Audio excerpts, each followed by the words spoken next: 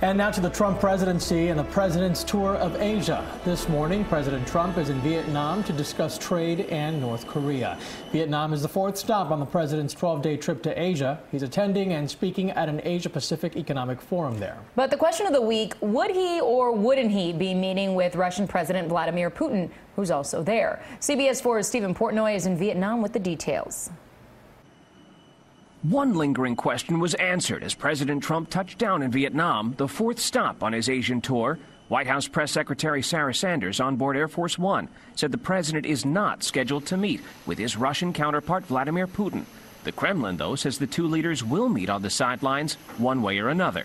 There's no formal meeting or anything scheduled for them.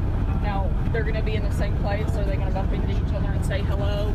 Certainly possible and likely, but in terms of a scheduled formal meeting, there's not one on the calendar. The president is attending the Asia-Pacific Economic Cooperation, or APEC summit. He urged business leaders in the region to help push back against North Korea's nuclear ambitions. The future of this region and its beautiful people must not be held hostage to a dictator's twisted fantasies of violent conquest and nuclear blackmail.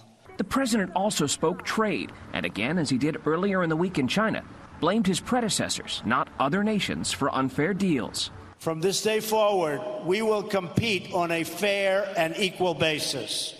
We are not going to let the United States be taken advantage of anymore. The president went on to say countries that abide by the rules of the World Trade Organization may partner with the U.S., and those that don't will no longer be tolerated. Stephen Portnoy, CBS News, traveling with the president in Da Nang, Vietnam.